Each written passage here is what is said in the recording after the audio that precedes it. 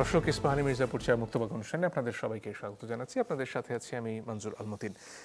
আজকে আমরা সাম্প্রতিক রাজনীতির বিভিন্ন বিষয় নিয়ে কথা বলতে চাই। আপনারা জানেন নতুন কিছু জোটের আলাপ শোনা যাচ্ছে, সেগুলো এগোচ্ছে কিনা, নির্বাচন সামনে রেখে আসলে বিভিন্ন রাজনৈতিক দলের নেতারা কি ভাবছেন সেসব নিয়ে কথা বলবো আমরা। তিনজন সম্মানিত অতিথি রয়েছেন আমাদের সাথে।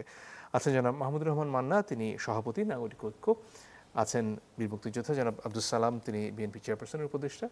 এবং আছেন জনাব রাজিকুজ্জামান রতন, তিনি সাধারণ সম্পাদক ভাস্বদ। আপনাদের সহসাধারণ সম্পাদক, ক্ষমা করবেন। আপনাদের তিনজনকে স্বাগত আমাদের এই অনুষ্ঠানে। শুরুতেই জনাব আব্দুল সালাম, আপনার কাছে আসতে চাই। রাজনীতির আগে নানান ধরনের জোটের আলাপ আসে নির্বাচনের আগে, এবং সাম্প্রতিক সময়ে একটি খবরে দেখলাম যে হেফাজতে ইসলামকে বিএনপি কাছে টানার চেষ্টা করছে কিনা, সে ধরনের একটা খবর প্রকাশিত হয়েছে। বিএনপি আসলে নির্বাচন কেন্দ্রিক জোটের কথা কি ভাবছে? আপনাকে ধন্যবাদ। আমার সহ দুই আলোচক, বিজ্ঞ আলোচক মান্না ভাই, রতন সাহেবকে ধন্যবাদ জানাই। যারা আজকের অনুষ্ঠান দেখছেন, শুনছেন, তাদেরকেও ধন্যবাদ। আমরা তো নির্বাচন আসলে, নির্বাচন আমরা কি এককভাবে করব, ওটা জোটবদ্ধভাবে করব, সেটা তো আলোচনায় আছে এবং থাকবেই। এবং সেই ব্যাপারে এখনও কংক্রিট কোনো সিদ্ধান্ত হয়নি, এগুলো আলোচনা চলছে। তবে আরেকটা জানেন যে আমাদের তো একটা ঘোষণাই আছে যে আন্দোলনকারী যে সমস্ত দল, তাদের সাথে তো আগে আমাদের জোটের সাথে কিছু দল ছিল, তো তাদের তো একটা আমাদের সাথে আগে থেকে একটা আন্ডারস্ট্যান্ডিং আছে যে কিভাবে তাদের সাথে একসাথে নিয়ে আমরা নির্বাচনটা করতে পারি। সেই ব্যাপারে আলোচনা হচ্ছে, তবে এখন পর্যন্ত কোনো চূড়ান্ত তেমন কোনো কিছু হয়নি। জামাত ইসলামের সাথে সাম্প্রতিক সময় যুগপৎ আন্দোলনে গেল আরো বেশ কয়েকটি দল, সেটা কি বিএনপিকে ভাবাচ্ছে নতুন করে?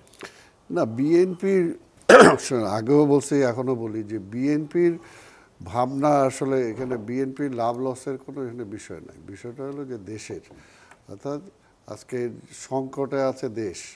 সংকটে এখন পর্যন্ত যে গণতন্ত্রের জন্য আমরা লড়াই করেছি 17টা বছর, আমরা ফ্যাসিবাদকে বিদায় করেছি, কিন্তু বিদায় করার পরে আরও অনেকগুলো সময় চলে গেল।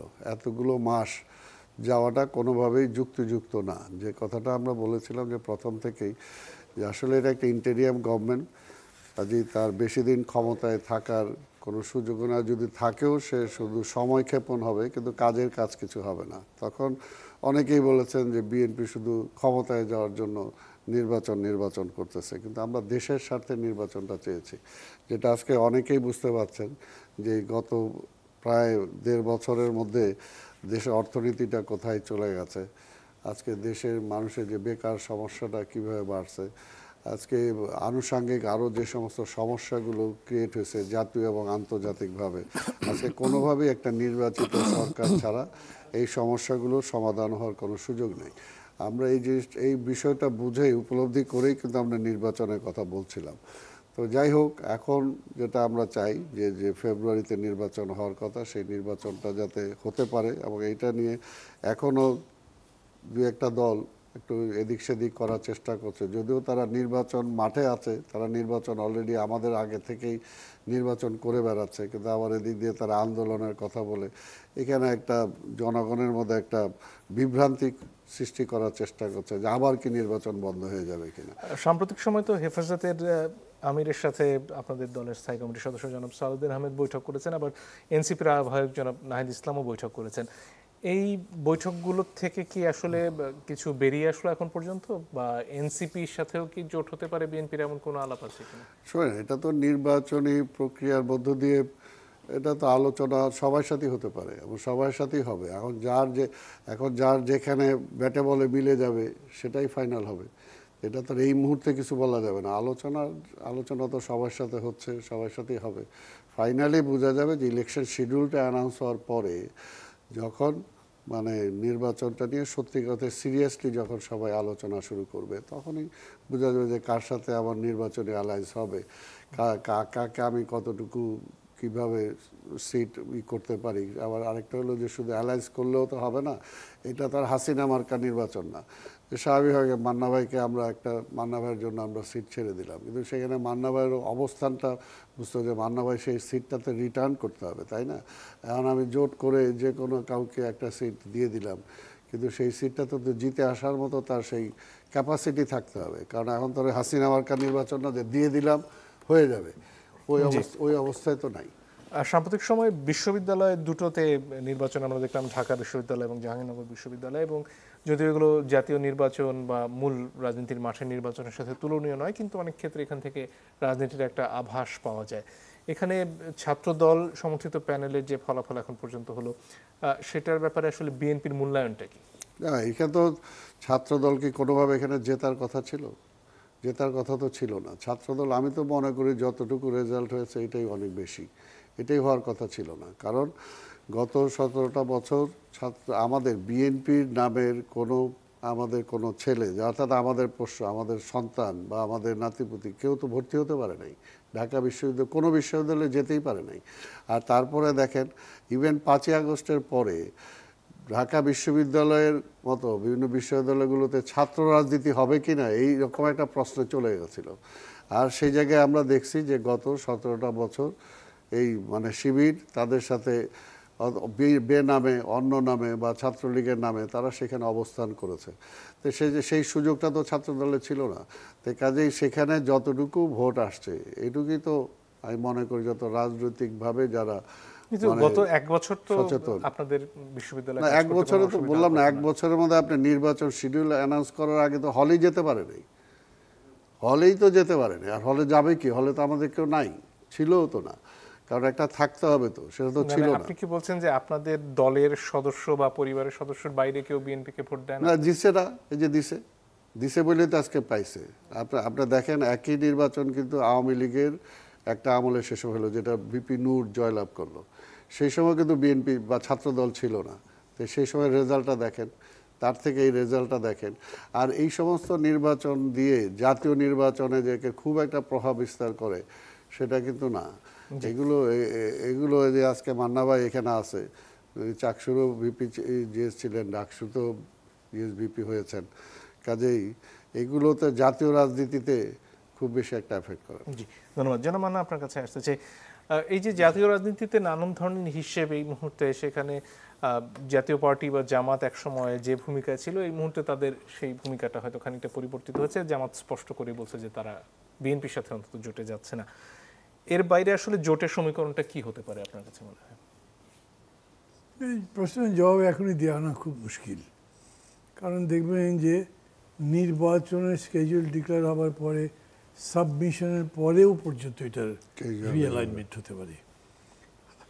আর হিসাবটা মেলানো তো একটু মুশকিল হয়েছে যে আপনার 5ই আগস্টের পরে নির্বাচনের চালচিত্রটা বদলে গেছে, বা রাজনীতির চালচিত্র বদলে গেছে। গভর্নমেন্ট পার্টি হিসেবে আওয়ামী লীগ ছিল অনেক বড় দল, অনেক দিনের ট্রেডিশনাল দল, সেই দল এখন নাই। দল নাই মানে দলের মূলত স্ট্রাকচারটা এখানে নাই, কিন্তু দলের নেতা কর্মী জেলা লেভেলে এবং সর্বত্র তো ছড়িয়ে আছে, তারও একটা ফ্যাক্টর। তাদের সবচেয়ে বড় দোসর ছিল জাতীয় পার্টি। আমাদের ব্যাপার হলো যে আওয়ামী লীগের কার্যক্রম নিষিদ্ধ, তো জাতীয় পার্টির তো নিষিদ্ধ নয়। এখন ওরা আবার ভেতরে নাকি বুদ্ধি করে যে ঠিক আছে, আমরা যদি ভোট করতে নাই পারি তো তোমাদের ঘাড়ে চড়বো, ওই ভোট করবো, আমাদের ভোটগুলো সব তোমাদের দিকে যাবে। এইটা দেখে আবার যেহেতু বিরোধী দল হিসেবে তো এখন আর বিএনপিরা তারা সরকারি দলে যেতে পারে, জামাত আশা করে যে তারা যেতে পারে হয়তো বিরোধী দলে, তাদের চিন্তা হচ্ছে যে তাহলে কি আবার জাতীয় পার্টি বিরোধী দলে চলে যাবে যদি আওয়ামী লীগের সব ভোট পায়, তাহলে ওইখানে সমীকরণ বদলে যাবেই, এবং গেছে। মানে এইটার পরিণতি অনেকে এরকম করে বলেন যে এই যে নূরের মিছিল করা, জাতীয় পার্টিকে ব্যান চাওয়া এবং তার উপরে আর্মি সহ পুলিশের হামলা, এগুলো সবই ওইসব ইকুয়েশন থেকে আসছে। আরেকটা জিনিস হচ্ছে কি, ধরেন আপনি সালাম সাহেবকে জিজ্ঞেস করেছিলেন, উনিও বললেন, কিন্তু তারপরে আমি মনে করি ঢাকা বিশ্ববিদ্যালয়ের নির্বাচনের ফলাফলটা খুব অবজেক্টিভলি অ্যানালিসিস না করলে আগামী দিনে স্টেপিং ঠিক হবে না। আমরা টক শোতে এসে এক্স্যাক্ট আমাদের ফিরিটা বলছি কি না, অথবা আমাদের বক্তৃতায় বলছি কিনা বা এক্সপ্রেস করছি কিনা সেটা আমি জানি না, আমার কোনো স্টেক নাই খুব, কাজে আমি বলতে পারবো। কিন্তু ধরেন বিএনপি বা জামাতের মতো দল এখন তারা যে জায়গায় আছে, তারা খুব সহজে পরাজয়ের বাস্তব কারণ স্বীকার করতে পারবে না যদি এটা তাদের আরও পরাজয়ের ভিত্তি তৈরি করে বা একটা গর্ত তৈরি করে। সেরকম করে মানে একটা অদ্ভুত বিষয় দেখেছি যে ডাকসুর সময় একটা আওয়াজই উঠে গেল যে এখন ওইসব ছাত্র রাজনীতি চলবে না, মানে রাজনীতি চলবে না, রাজনীতির সাথে কি লেজুর ভিত্তি চলবে না। কিন্তু রেজাল্ট দেখেন ডাকসুর, আমি মনে করি ইট ইজ অলমোস্ট 100% পলিটিক্যাল। কারণ কন্টেস্টটা হলো বিটুইন, ইন আ সেন্স ধরেন শিবির এবং ছাত্রদলের মধ্যে প্রতিযোগিতার মানে কি, জামাত এবং বিএনপির মধ্যে প্রতিযোগিতা। জাতীয় ক্ষেত্রে এই প্রতিযোগিতাটা এখন খুবই ভিভিড এবং কোনো কোনো জায়গাতে তো ওপেন হয়ে গেছে, একদম বক্তৃতা টক্তৃতায় বলছে। ছাত্ররা যে ভোট দিয়ে দিল কেন, এইটা তো ছাত্রদলকে বুঝতে হবে। তারা ওইখানে হলে যেতে পারেনি, থাকতে পারেনি, যা যা অসুবিধা ছিল সব সত্যি, কিন্তু এই কথা এইটা জাস্টিফাইড হলো যে শিবির আসলে খুবই কমফোর্টেবল পজিশনে ছিল।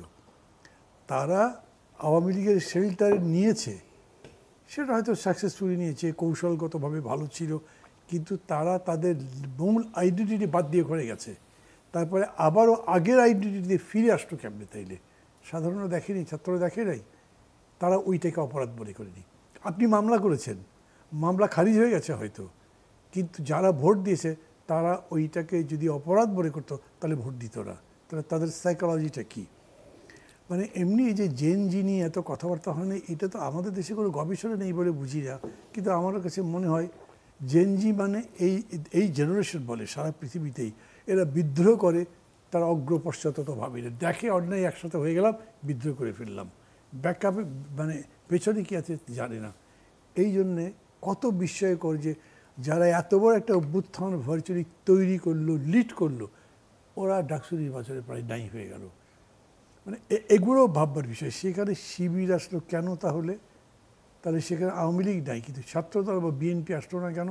তার মানে যে বিবেচনা থেকেই আওয়ামী লীগকে পরিত্যাগ করেছে, সেই বিবেচনা হলো কোনো একটা বিবেচনা আছে যার কারণে থাকুক বা না থাকুক খুবই প্রতাপশালী ছিল এনসিপি, ওরা জিততে পারেনি, যা হয়েছে দেখলেন।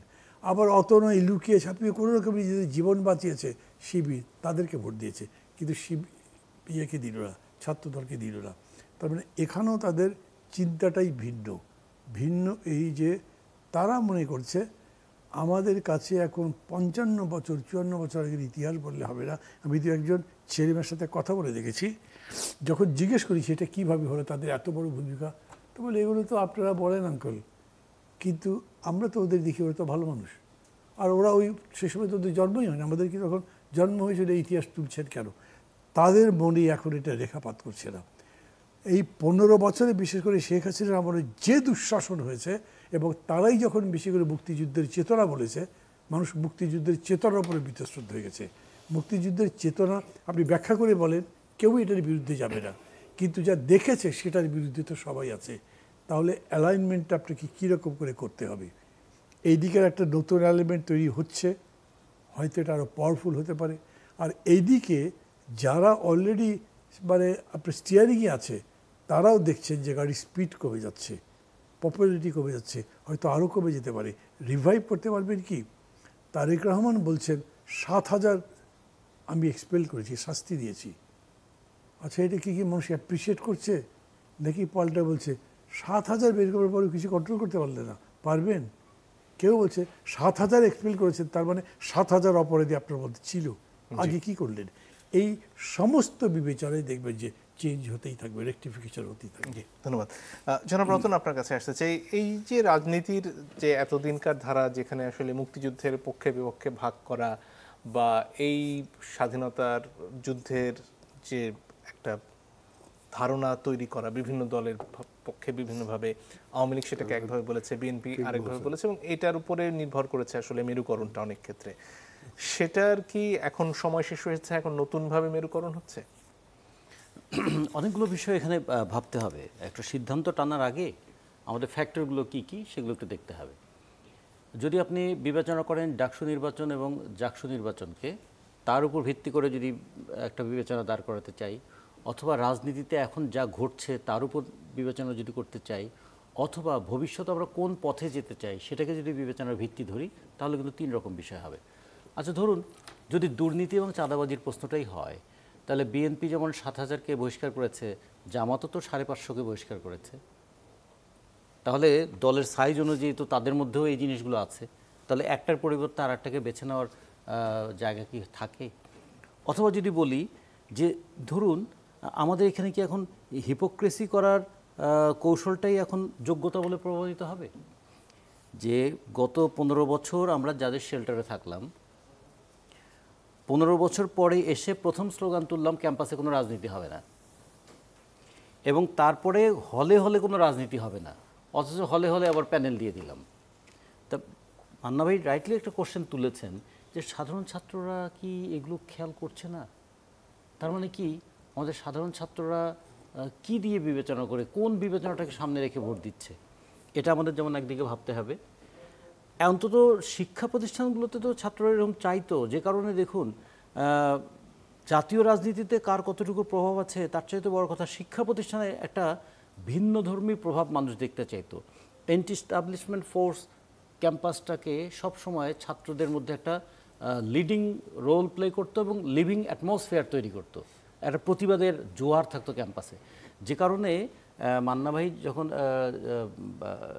ডাকসুর ভিপি হয়েছেন, একটা সময় তিনি জাসদের পক্ষ থেকে হয়েছেন, আরেকটা সময় বাসদের পক্ষ থেকে হয়েছেন। তা জাসদ এবং বাসদ কি বাংলাদেশের রাজনীতিতে খুব বড় শক্তি ছিল? কিন্তু মান্না ভাইয়ের মতো তো ঢাকা বিশ্ববিদ্যালয়ে ভিপি হওয়া কিংবা একই ব্যক্তি তার জীবদ্দশায় চট্টগ্রাম বিশ্ববিদ্যালয়েও জিএস হওয়া আর তো কেউ হয়নি এবং ভবিষ্যতে আর কেউ হয়তো হবে না। কিন্তু এটার পরেও কি জাতীয় রাজনীতিতে খুব বড় প্রভাব পড়লো? ফলে আমরা মনে কি করি হিসেবে ভোট দিল আপনার মনে হয়? আমি ছাত্রদের মধ্যে যে ভোটটা দেওয়ার কথা ছিল সেইটা ছাত্ররা কেন মিস করলো এইটা নিয়ে আমাদের একটু গবেষণা হওয়া দরকার। আমি একদম শুরুতেই এটা আমি তাদেরকে খারিজ করে দিতে চাই না, অথবা তাদের মতামতটাকে কোনোভাবেই অসম্মানিত করতে চাই না। একটা জিনিস ভাবতে চাই যে কেন আমাদের তরুণ সমাজ, আমাদের যুব সমাজ এই জিনিসগুলো নিয়ে গভীরভাবে ভাবছে না। তাহলে আমাদের তরুণ সমাজ, যুব সমাজ এইটার কি একটা ব্যাখ্যা এটা হতে পারে যে বিগত সময়ে তো জামাত এবং ছাত্র শিবির নানানভাবে আওয়ামী লীগের নির্যাতনেরও শিকার হয়েছে, সেটা কি কোনোভাবে কাজ করেছে? উল্টোটাও যদি বলি, স্বাধীনতার পরে সাধারণ ক্ষমার সুযোগ পেয়েছে তারা, কিন্তু জাসত্ব নির্যাতনের মুখে ছিল। আচ্ছা, 86 সালে এরশাদের অধীনে নির্বাচনে যাব না এই কথা বলে ছাত্র সমাজ যখন দাঁড়ালো, সেই সময় আমরা এরশাদের অধীনে নির্বাচনে আওয়ামী লীগ এবং জামাত গিয়েছে না? আচ্ছা, 1991 সালের নির্বাচনে বিএনপি বিজয়ী হওয়ার পর বিএনপির পাশে ছিল জামাত, কিন্তু সেই জামাতই আবার 94 সালে গিয়ে আওয়ামী লীগের সঙ্গে কৌশলগত ঐক্য করেছে না? ফলে জামাতের রাজনীতির একটা বড় গুণ আছে বলবো, ইলাস্টিসিটিটা এরকম যে তারা সবসময় শাসক দলের সঙ্গে থাকতে পছন্দ করে অথবা কোনো না কোনোভাবে মানিয়ে নেয়। এইটা করে করে তারা কিন্তু তাদের সাংগঠনিক শক্তি বলেন। কিন্তু যে ইতিহাসের কথা বলছেন সেটা তো এই প্রজন্ম দেখেনি, তারা দেখেছে এই প্রজন্ম আমার কাছে অনেক সময় মনে হয় প্রজন্ম দেখেনি। এবার খেয়াল করে দেখেছেন, আপনি তো একদম প্রত্যক্ষভাবে যুক্ত ছিলেন, তাহলে এই প্রজন্ম তো স্বাধীনতা দেখেনি। তাহলে মুক্তিযুদ্ধের সময়কার গান তাদের কণ্ঠে কেন ধ্বনিত হয়েছিল অভ্যুত্থানের সময়? কিংবা এই ভূখণ্ডটা পাবার সংগ্রামে তো তার কেউ যুক্ত হয়নি, মাথায় কেন তাহলে জাতীয় পতাকা বেঁধেছিল? এমনকি ধনধান্য পুষ্পভরা এই গানটা কেন তখন তারা গিয়েছিল? তারা যদি বলবে এই গান যে সময় লেখা ছিল সেখানে তো আমরা বাবাও জন্মগ্রহণ করেনি। তার মানে আবেগ সবসময় শুধু একটা ওই মানে সালের সীমায় আটকে রাখা যায় না। সে কারণে আমরা মনে করি যে অনেকগুলো প্রশ্ন এখানে আসছে। আমরা কি মুক্তিযুদ্ধের চেতনাকে যখন ব্যবসায় পরিণত করেছিল আওয়ামী লীগ, তার বিরুদ্ধে মানুষের ক্ষোভ আছে। এমনকি জুলাই চেতনাও যখন ব্যবসায় পরিণত হয়েছে তখন দেখেন জুলাই চেতনার পক্ষেও তো মানুষ দাঁড়ায়নি, ছাত্ররা দাঁড়ায়নি। আবার আগামী দিনের যে সম্ভাবনাটা তৈরি হচ্ছে সেই সম্ভাবনাটা এখনও অতটা দৃশ্যমান হয়নি। অনেকগুলো বিষয়, একদিকে আলো ফোটেনি আর একদিকে আধারও যায়নি, এরকম একটা ডাইলেমার সিচুয়েশন এখন আছে। সেজন্য আমি মনে করি যে একদম সরাসরি মন্তব্যটা আমি হয়তো করবো না। এখানে মান্না ভাইয়ের তার অভিজ্ঞতা থেকে, মান্না ভাই বলেছেন তার বিশাল অভিজ্ঞতা আছে, এখানে সালাম ভাইয়েরও একটা দীর্ঘ অভিজ্ঞতা আছে। সেই তুলনায় আমি একটা পর্যবেক্ষকের মতোই আমি আমার পর্যবেক্ষণগুলো আমি একটু তুলে ধরার চেষ্টা করব। ধন্যবাদ। একটা বিরতির সময় হয়ে গেছে দর্শক, একটু পরে ফিরে আসছে, আশা করি সাথে থাকবেন। দর্শক, আপনারা দেখছেন ইস্পাহানি মির্জাপুর চা মুক্তবাগ। জনাব মান্না, আপনার কাছে ফিরে আসবো এই মুহূর্তে। তাহলে রাজনীতিতে যে মূল যেটাকে ন্যারেটিভ বলা হয় সেইটা কোথায় গিয়ে দাঁড়াচ্ছে আসলে? বিএনপি কি তার রাজনীতিটা ঠিকমতো মানুষকে বোঝাতে পারছে, বা নতুন দল এনসিপি বা জামাত তাদের রাজনীতি কি পরিষ্কার এই মুহূর্তে? বর্তমান সময়ে বিএনপি বলে কোনো কথা না। আমি মনে করি যে টোটাল পলিটিক্সের ন্যারেটিভই খুব আনক্লিয়ার। ধরেন যারা খুব সলিডলি ইডিওলজিক্যাল বেসিসে করে, আমি বেশিরভাগই ডগবং বলবো, তারা তো তাদের জায়গাতেই আছে, তাদের কোনো ক্রাইসিস নাই। জামাত একটা ডগমার বেসিসে দাঁড়ায়, তার কাছে রিলিজিয়নটা হলো একটা পলিটিক্যাল, ওটা একটা পলিটিক্যাল জার্গন বলেন অথবা ন্যারেটিভ বলেন, তারা ওইভাবেই করছে জিনিসটা, তাদের এই ক্রাইসিস হয়নি। কিন্তু ডেমোক্রেসির ব্যাপারটাই এমন যে এটা with the passage of time change হয়, আইডিয়া থটস সব তার সাথে অ্যাডজাস্ট করতে হয়। সেইখানে বিএনপি খুব যোগ্যতার পরিচয় দিতে পেরেছে, আমি তা মনে করি না। এটার অনেকগুলো বিষয় আছে, যেমন ধরেন যখন ঘটনাটা ঘটলো, অভ্যুত্থানের ঘটনা 5 তারিখে, এখন এগুলো কাহিনী বাইরে আসছে। কিন্তু প্রথম নাহিদ ইসলাম বলেছিলেন যে আমরা বিএনপির মহাসচিবের সাথে কথা বলেছিলাম, একটা জাতীয় সরকার চেয়েছিলাম আমরা, কিন্তু উনি মানা করেছেন যে এটা নয়। এখন শুনছি যে তাদের আরও বড় বড় নেতারাও বলেছেন যে না, জাতীয় সরকার নয়। ফলে কি দাঁড়ালো, আপনি যে গভর্নমেন্টটা করলেন, মানে এমনি তো সেই গভর্নমেন্ট লিগালিও কোশ্চেনের মধ্যে পড়ছে মাঝে মাঝেই, বিকজ কতগুলো ডকুমেন্ট তো হিস্টোরিক্যালি নাই। ন্যাশনাল গভর্নমেন্ট করলে সেটা একটা প্রোক্লামেশনের মাধ্যমে হতো, কনস্টিটিউশনাল কোনো প্রশ্ন আসতো না, লিগ্যাল কোয়েশ্চেন আসতো না, আপনি অনেক কিছু করতে পারতেন বাই প্রোক্লামেশন এগেইন, মানে তাদের স্পেশাল অর্ডার বা অন্য কিছু দিয়ে। এখন দেশ আবার আটকে গেছে যে এগুলোর কাভারেজ কী, লিগ্যাল কাভারেজ কী, এটা আমরা এভাবে করতে পারি কি না। মানে আমরা কিসে বাস করছি, একটা কি কনস্টিটিউশনাল অর্ডারে আছি, নাকি আমরা একটা রেভলিউশনারি পাথে আছি, নাকি আমরা একটা মিক্সচারে আছি। তো এটা মিক্সচার তো আবার হয় না। ফলে আমি মনে করি ওই অর্থে হোল নেশনের ন্যারেটিভটা স্পষ্ট নয়। মানে এমনকি ধরেন যখন জাতীয় ঐকমত্যের সাথে আমাদের বৈঠক হয়েছে, এক অর্থে তো বলা যায় যে জুলাই সনদ আমরা তৈরি করে ফেলেছি, নোট অফ ডিসেনশন আছে, কিন্তু যারা ডিসেন্ট করেছেন তারা বলেছেন যে এইটা নিয়ে আপনারা চলতে পারেন লাইক আ প্যাকেজ। আমরা সেভাবেই চলছিলাম এবং একটা ফাইনাল শেপ দিয়ে আমরা এটার জন্যে সই করে যেতে পারতাম। ট্রাস্টের এমন অভাব হয়েছে, দেখেন আমরা যখন 70 নির্বাচন করেছি তখন কোনো সই করা লাগেনি, তখন কোনো লিগ্যাল কাভারেজ লাগেনি, এখন কিন্তু লাগছে। কেউ কাউকে বিষয় না, আপনি ক্ষমতা গেলে এটা করবেন, তার গ্যারান্টি কী? করা হয়তো জেনুইন কারণও আছে। এইটা করতে গিয়ে আপনি একভাবে একটা জুলাই ডিক্লারেশন দিয়েছেন, যেটা অনেক বিতর্ক এখনও আছে আমি মনে করি, আর জুলাই কি এটা অ্যানাউন্সমেন্ট কি যেটা ঘোষণা বলছি, সনদ, ঘোষণা তো দিলে সনদ তো আমরা রেডি করতে পারিনি, এটা এক জায়গায় আটকে গেছে। হতে পারতো, ধরে এটা তো একদম মানে জাস্ট ওই মানে বেঠো বক্তৃতা দিয়ে তো হবে না, এটার মধ্যে কনস্টিটিউশন কোয়েশ্চেন আছে, থিওরিটিক্যাল কোয়েশ্চেন আছে এবং ল ইথিক্স সবেরই কোয়েশ্চেন আছে। এটা একটা ইন্টেলেকচুয়াল লেভেলের জায়গা থেকে এটার সলিউশন হওয়া দরকার। এবং আমি ন্যারেটিভ বলতে সেটাই বুঝি, ন্যারেটিভ খুবই সিম্পল ল্যাঙ্গুয়েজ হলে তার মধ্যে সবচেয়ে বড় philosophy of the time of the people of a country reflected হতে হবে। এটা তো এমনিতে নাই, অন্য কারোর মধ্যে নাই। আমি এক এক সময় তো এক একটা জিনিস নিয়ে মানুষ ভাবে, এই সময় এসে আগামী নির্বাচনের আগে আসলে কোন জিনিসগুলো আসলে গুরুত্বপূর্ণ হবে, সেটা কি দুর্নীতি, সেটা কি রাজনৈতিক বক্তব্যটা, সেটা কি সংস্কৃতির প্রশ্ন, আসলে কোনটা সামনে আসতে পারে? দেখেন যখন এই অভ্যুত্থানটা চলছিল না, আমরা যখন সংস্কারের প্রস্তাবনাগুলো তৈরি করছিলাম, শেষ পর্যন্ত 31 দফা তৈরি করলাম, তখন আমি মনে করতাম খোল ললচে বলদাবার মতো করে সংস্কার বানাতে হবে, তার জন্য মিনিমাম 3 বছর গভর্নমেন্টের লাগবে। আমাদের মধ্যে তো প্রশ্ন ছিল এটাকে কেয়ারটেকার গভর্নমেন্ট বলবো। আমি ছিলাম মানে একজন এক্সপোনেন্ট, যে প্রপোনেন্ট যে না, আমরা কোনোভাবেই এটাকে কেয়ারটেকার বলতে পারি না, এটা একটা ইন্টারিম গভর্নমেন্ট হতে হবে। কেন? এটা 3 বছর সময় তো লাগবে ভাই কমপক্ষে। এখন যখন আমি শ্রীলঙ্কার উদাহরণ দেখছি, নেপালের উদাহরণ দেখছি, তখন আমি গেটিং কনফিউজ, বিকজ আমি তো ইলেকশনই করতে পারছি না। এখন আমার কাছে মনে হচ্ছে সবচেয়ে বড় এজেন্ডা এখন একটা অ্যাকসেপ্টেবল কোয়ালিটি ইলেকশন। কেন জানেন? নেপাল যে শ্রীলঙ্কা যে ওরকম করে কোনো সংস্কারের মধ্যে তো তারা যায়নি, অভ্যুত্থান তো খুব ছোটোখাটো হয়নি।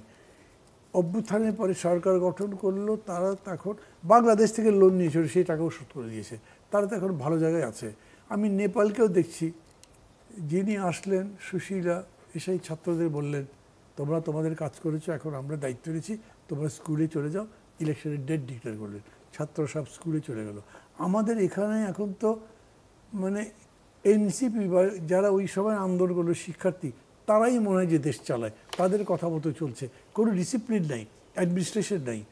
তো সব মিলে জিনিসটা এরকম দাঁড়াচ্ছে যে মনে হচ্ছে যে সামগ্রিক বিষয়টা একটা পাকচক্রে পড়েছে, বেপথু হয়েছে, একটা পথের দিশে এখন আনতে পারি নাই। বাট আই এম হোপফুল, আমি মনে করি যে আলটিমেটলি এটা থেকে বেরিয়ে আসতে পারবো। মানে সব জায়গাতে যে একই পথে হতে হবে সেরকম না। টপ প্রায়োরিটি কি এখনকার জন্য? ডেফিনেটলি টপ শুধু নয়, দ্য মোস্ট টপ প্রায়োরিটি হলো ইলেকশনটা হতে হবে। কারণ ইলেকশন না হলে এই গভর্নমেন্ট নাই, এই গভর্নমেন্ট থাকবে না। না যদি থাকে তাহলে তো সর্ট অফ মার্শাল ল করতে হবে, একটা সুডো কিছু করতে হবে, মেবি কনস্টিটিউশন সাসপেন্ড করবেন, নাহলে ইলেকশন করবেন, আপনি আবার নতুন একটা পাকচক্রের মধ্যে পড়বেন। আমি বেশ সমূহ বিপদ দেখি।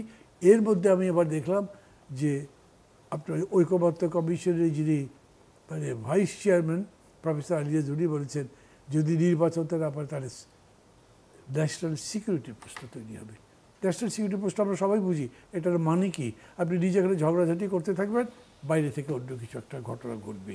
তো ওই অতজর এরকম একটা ক্রিটিক্যাল টাইম যেহেতু তৈরি হয়েছে, বর্তমান সময়ে holding of a peaceful quality acceptable to all election, এটাই হলো সবচাইতে জরুরি বিষয় এবং সেটাই করা উচিত এখন। ধন্যবাদ। জনাব সালাম, আপনার কাছে আসতে চাই। এই সময়ে যখন আবার জাতিসংঘের সফরে গেলেন মাননীয় প্রধান উপদেষ্টার সাথে বিভিন্ন দলের প্রতিনিধিরা গেছেন, এই যাওয়াটা কি কোনো গুরুত্ব বহন করে সামনের নির্বাচনে, বা এই যে দলগুলোর মধ্যে এই মুহূর্তে দূরত্ব জুলাই সনদ সই হওয়া নিয়ে যে এক ধরনের অনিশ্চয়তা, সেটার ব্যাপারে? অবশ্যই গুরুত্ব বহন করে। যদি এই বিষয়টা উনি প্রথমে উপলব্ধি করতেন, সরকার গঠিত হওয়ার পরে যে কথাটা আমরা বারবার বলে আসছিলাম, যে এই সরকার যেভাবে গঠিত হোক আমরা সবাই সাপোর্ট দিয়েছি, আমরা ওন করেছি যে আমাদের সরকার। কিন্তু সরকার বিভিন্ন ইম্পর্টেন্ট সিদ্ধান্ত নিতে যেয়ে বরঞ্চ রাজনৈতিক দলগুলোকে প্রতিপক্ষ বানিয়ে দিছিল। আমরা তো বারবার বলছিলাম আপনি যে কোনো সিদ্ধান্ত নেন, রাজনীতিবিদদের সাথে আলোচনা করেন, তাদের সাথে সিদ্ধান্ত নেন, কিন্তু উনি তো সে সময় সেগুলো করে নাই। আজকে দেখেন, আজকে যে একটা উনি যে সিদ্ধান্ত নিল, এদেরকে নিয়ে গেছে, নিয়ে যাওয়ার মধ্যে দিয়ে অবশ্যই একটা পজিটিভ একটা সাইড আছে, যে আজকে অর্থাৎ দলগুলো তার সাথে আছে এবং এটাকে উনি যে কোনোভাবে এখন সেল করুক বা কাজে লাগাক, এটা উনি কাজে লাগাইতে পারছে। এই জিনিসটা যদি প্রথম থেকে বুঝতো তাহলে কিন্তু আজকের এই সিচুয়েশনটা ক্রিয়েট হতো না।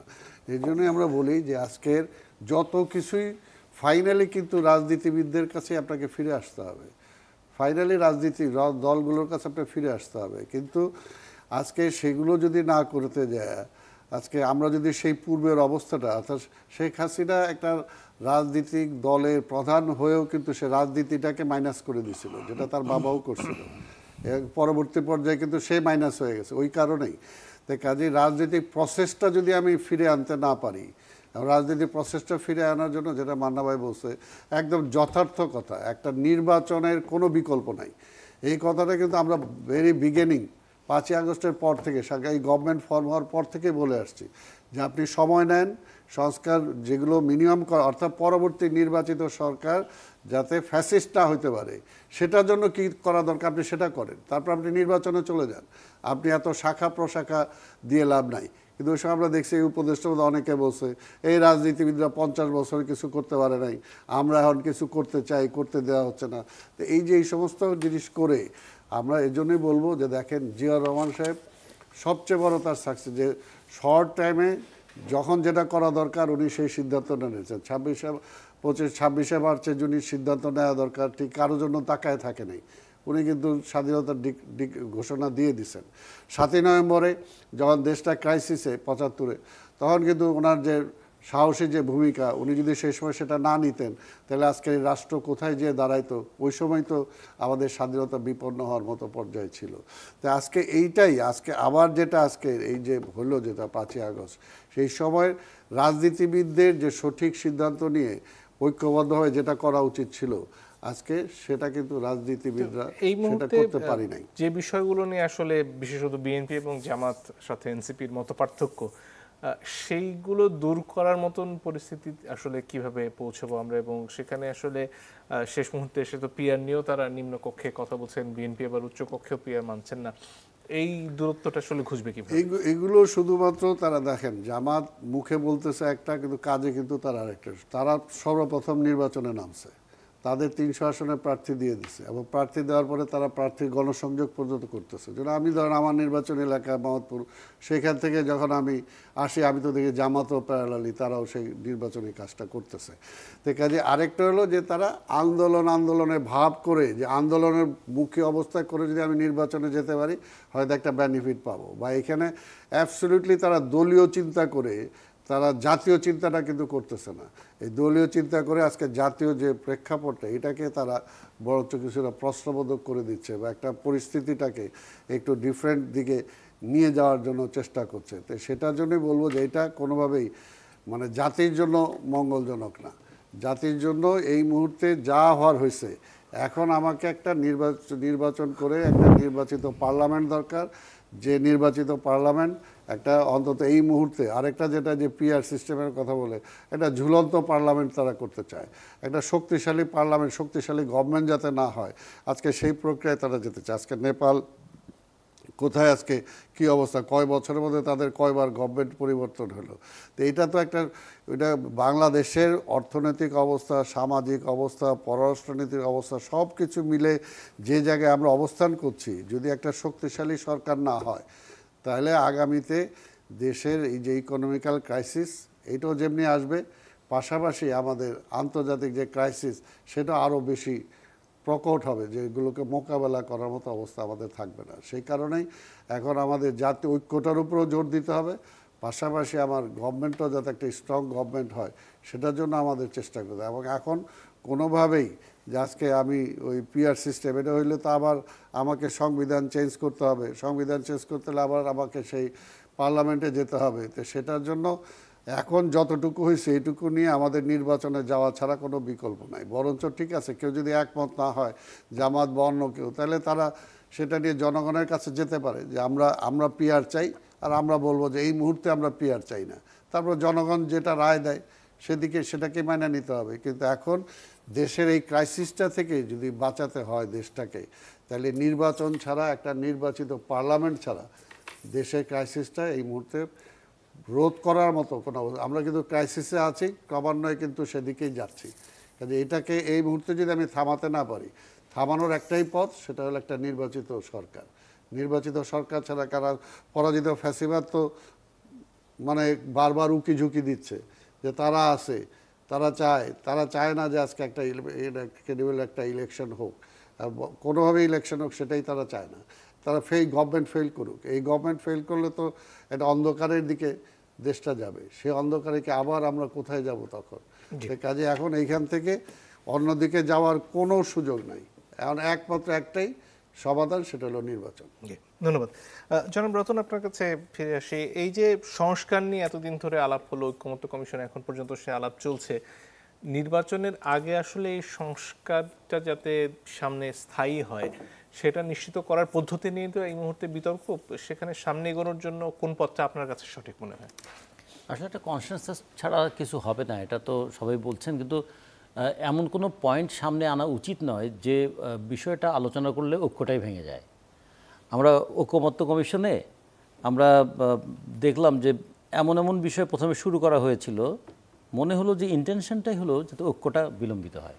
তার মানে ঐক্য বিলম্বিত হওয়া মানে সরকারটা, এই অন্তর্বর্তী সরকার একটু দীর্ঘদিন থাকুক, এরকম একটা মানে ইন্টেনশন মনে হয়েছিল। তারপরে ধরুন যে রাজনৈতিক দলগুলো, প্রত্যেকটা রাজনৈতিক দল তাদের নির্দিষ্ট কিছু এজেন্ডা আছে, সবাই সব বিষয়ে একমত হবেন এমন আশা করাও ভুল। 3 নম্বর হচ্ছে যা একমত হলাম সেটা বাস্তবায়ন হবে কিভাবে। বাস্তবায়ন হলে তো পরবর্তী একটা পার্লামেন্টের মাধ্যমে তো সেটাকে বাস্তবায়ন করতে হবে। তো পার্লামেন্টের আগে তাহলে একটা সুষ্ঠু অবাধ গ্রহণযোগ্য নির্বাচন লাগবে।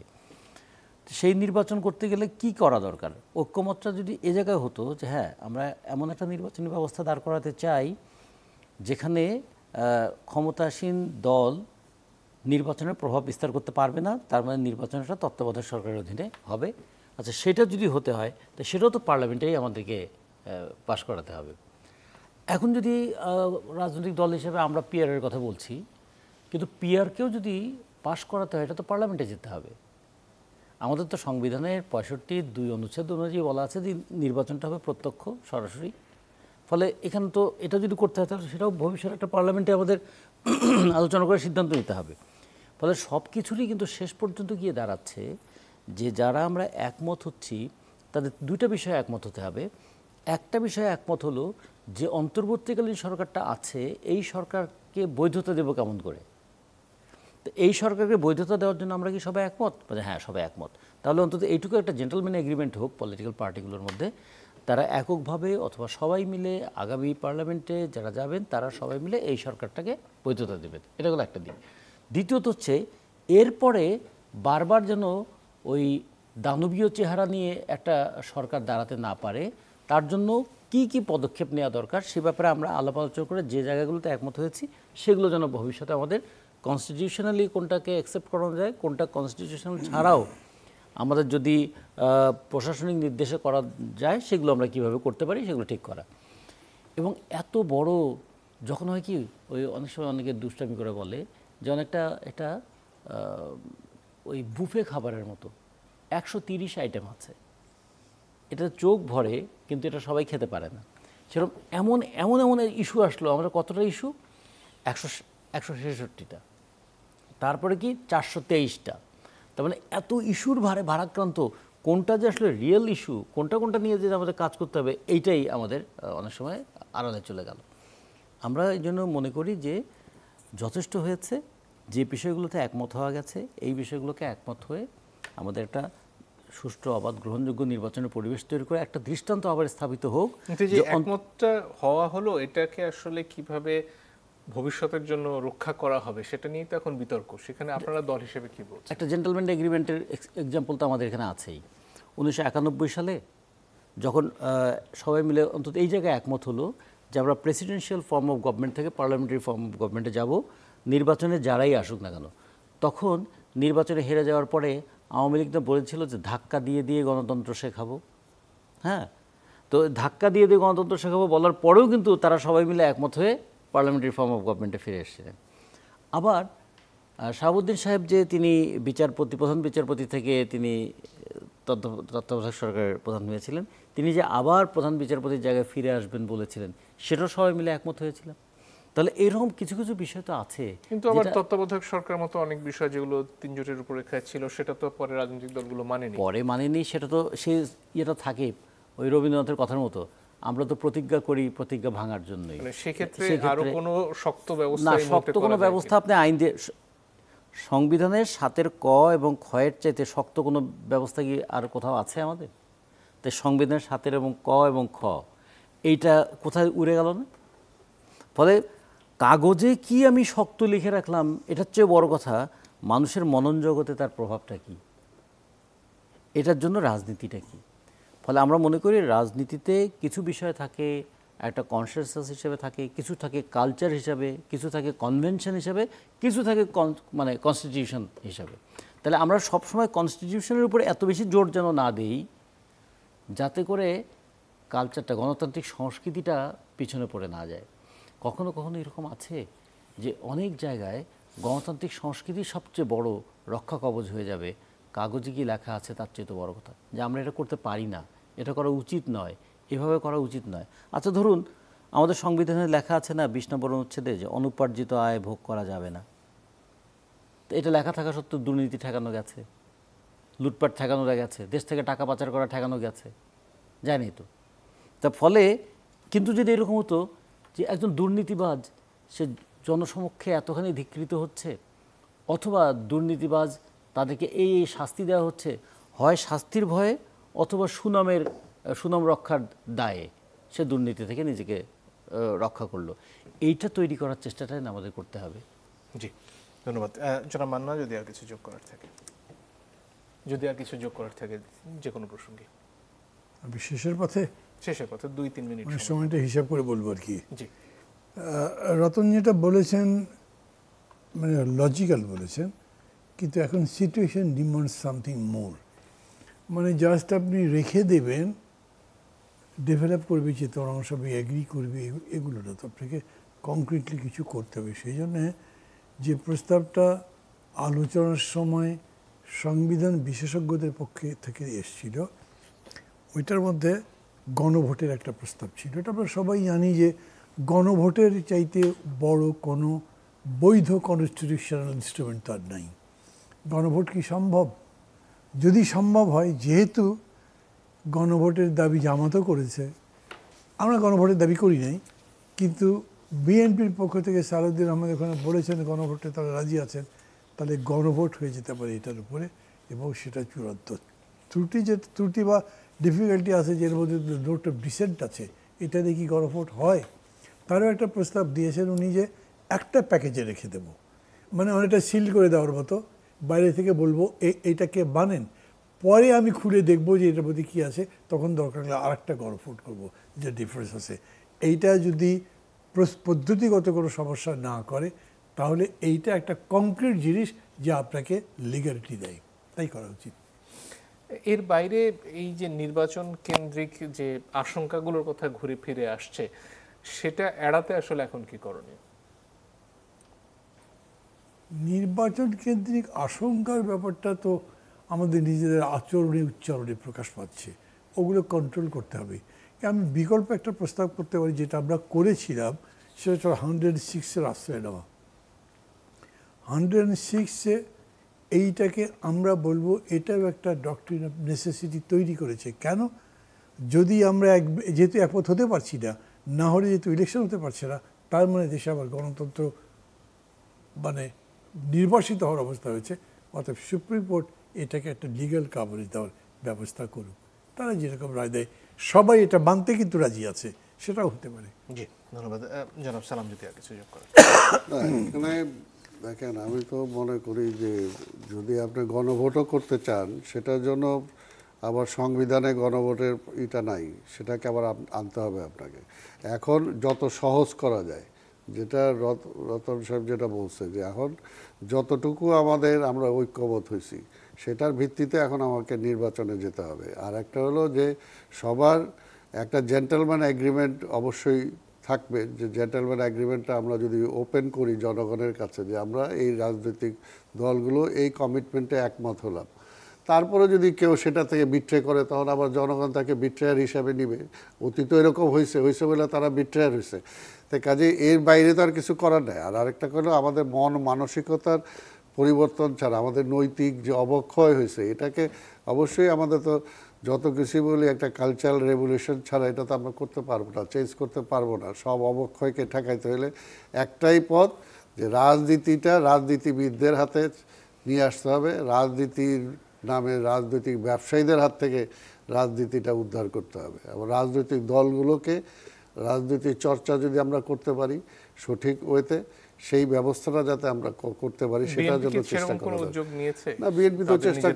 বিএনপি অবশ্যই চেষ্টা করতেছে। বিএনপি চেষ্টা করতেছে বলেই তো বিএনপির অনেক সময় বলা হয় না, এই বিএনপি কেন এটা কঠিন করতেছে না, বিএনপি কেন এটা করতেছে না। অর্থাৎ বিএনপি সুস্থিরভাবে যেদিকে নিয়ে যাওয়ার দরকার, কোনোভাবেই যাতে খারাপ কিছু না হয় অন্তত সেটার জন্য তো বিএনপি চেষ্টা করতেছে।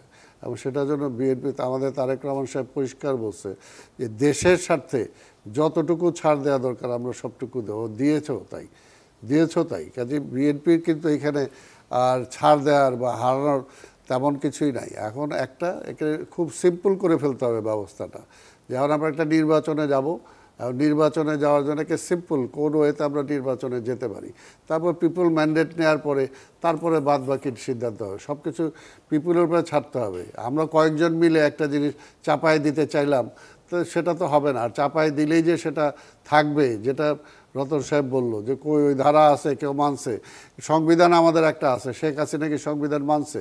মানে তো নাই, তাই না? তো সেই কারণেই আজকে শুধু সংবিধান বা একটা আইন প্রয়োগ বা আমরা করলাম, এটা হইলেই যে হয়ে যাবে সেটার জন্য একটা জেন্টলম্যান এগ্রিমেন্ট নিজেদেরকেও সেই পর্যায়ে নিয়ে যাওয়ার জন্য চেষ্টা করতে হবে। তবে এখন নির্বাচন ছাড়া অন্য কোনো কিছু চিন্তা, আর আমি যেটা বললাম খুব ইজি করতে হবে, খুব ইজি নির্বাচনটাকে আমরা খুব ইজি ওয়েতে নিতে হবে এখন, যে পিপুল ভার্ডিক্ট আমি নেই, আমরা কি চাই জনগণের কাছে নিয়ে যাই, সেটা যদি করা যায় তাহলে আমাদের পক্ষে সম্ভব। ধন্যবাদ। জনাব রতন যদি আর কিছু যোগ করেন। আমাদের সামনে 3টা উদাহরণ আছে, তো সেখান থেকে শিক্ষা নিতে পারি।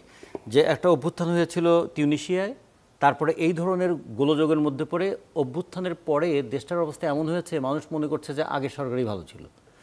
আবার একটা অভ্যুত্থান হয়েছে শ্রীলঙ্কায়, সেখানেও রাষ্ট্রপতি পালিয়ে গিয়েছিলেন, কিন্তু 2 বছরের মধ্যে পরিস্থিতিটাকে এমন জায়গায় তারা নিয়ে এলো, তারা বললো যে আমরা মুদ্রাস্ফীতিকে নিয়ন্ত্রণ করতে পেরেছি, দুর্নীতিটাকে কমাতে পেরেছি, আমাদের ঋণ পরিশোধ করতে পারছি, এবং আমরা শ্রীলঙ্কাকে আমরা ঘুরে দাঁড় করালাম। আর একটা হলো নেপালে দেখুন, অভ্যুত্থানের পরে যে অরাজকতা হয়েছিল সেখানে কিন্তু একদম কঠোর হাতে দমন করার কথা বলে তারা বললেন যে প্রত্যেককে বিচারের আওতায় নিয়ে আসা হবে। আমরা কিন্তু এগুলোকে প্রেশার গ্রুপ বলে বৈধতা দিয়েছি। আর একটা কী করেছে তারা, সেখানে তারা বলছে যে 6 মাসের মধ্যে নির্বাচন হবে, মার্চ মাসে নির্বাচন হবে। যে বলছে যে নির্বাচন কি মার্চ মাসে করা যাবে কি যাবে না এটা আমি জানি না, তবে আমরা মনে করি মার্চের মধ্যে নির্বাচন করতে হবে। এর একটা ফার্ম কনভিকশন তাদের আছে। আমাদের এখানে অন্তর্বর্তীকালীন সরকার নির্বাচন করবে কি করবে না এটা নিয়ে এখনও মানুষ সংশয়ের মধ্যে আছে। তো যখন একটা সরকার এরকম একটা সংশয়ের মধ্যে রাখে মানুষকে, তখন দুর্বৃত্তরা উৎসাহিত হয় এবং যারা এখান থেকে সুযোগ পেতে চায় তার সুযোগ সন্তানের শক্তিশালী হয়। ফলে আমরা মনে করি এই 3টা উদাহরণকে খেয়াল রাখতে হবে। আমরা কি টিউনিশিয়ার দিকে যাব, আমরা কি শ্রীলঙ্কা নেপালের উদাহরণটা নিব। আর আমাদের দেশে মানুষ যে অভ্যুত্থানের দেশ, এটা একটা আন্দোলন এবং অভ্যুত্থানের দেশ, এই অভ্যুত্থানগুলো যেন আমাদের কখনো কখনো ভবিষ্যৎ হতাশার জায়গা তৈরি না করে, সে ব্যাপারে যারা দায়িত্বে আছেন তাদেরকে আরও দায়িত্বশীলতার পরিচয় দিতে হবে। অনেক ধন্যবাদ আপনাদের 3জনকেই। দর্শক আপনাদেরকে ধন্যবাদ জানিয়ে আজকের মতো বিদায় নিচ্ছি।